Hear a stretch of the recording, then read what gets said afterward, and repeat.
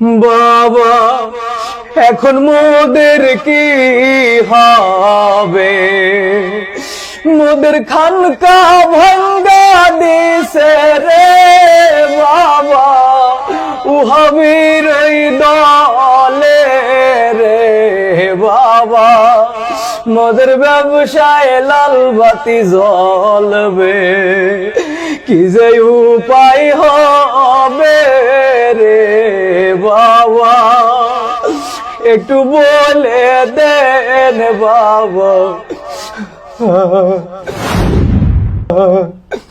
কিরে তুই কানতে আসো, হঠাৎ আজকে এত ইমোশনাল হয়ে গেলি কে? হইসটা কি?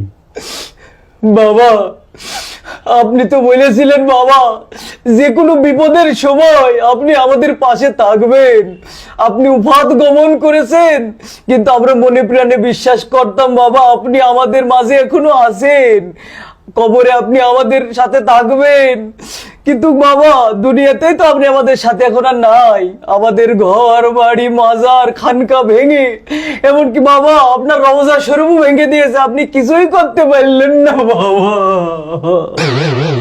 বাবা আপনি বলেছিলেন বিপদের দিনে আমাদের পাশে থাকবেন বাবা, কিন্তু ওই ওয়াহাবিরা এই দেশের মানুষ আপনার রওজা শরীফে আগুন জ্বালিয়ে পুড়িয়ে ছারখার করে দিয়েছে, আপনি কিছুই করতে পারলেন না বাবা। বলদা এখন কাইন্ডে কি কোনো লাভ আছে?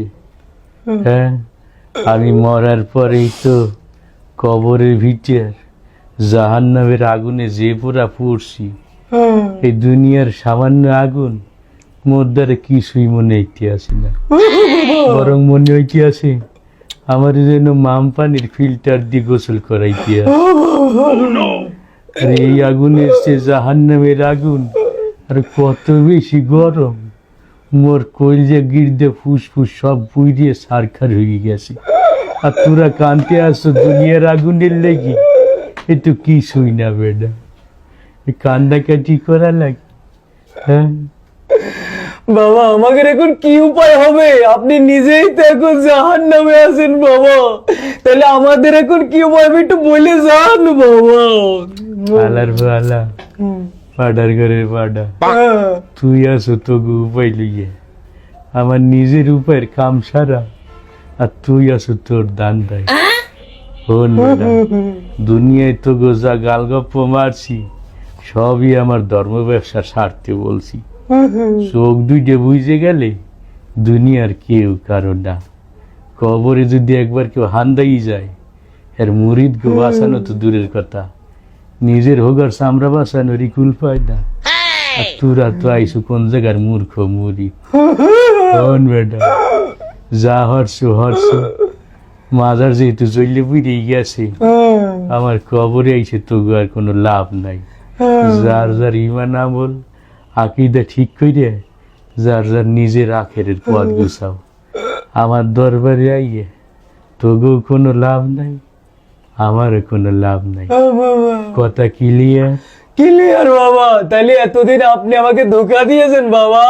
আমি কি তোকে কাউরে গালি টালি দিছি বাবা?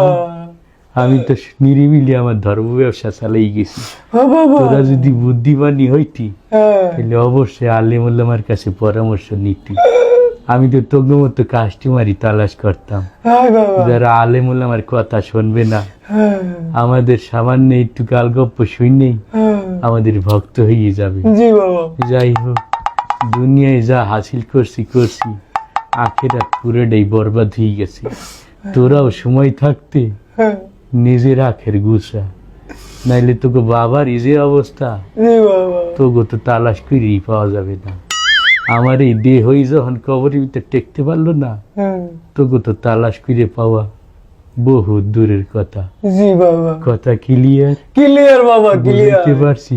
জি বাবা। তাইলে আলার পালা মদ্দারিতে সইতে যা।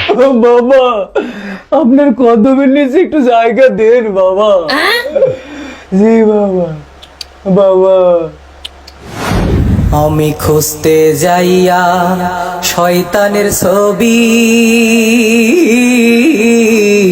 খুইজা পাইলাম দেওয়ান বাগি গো।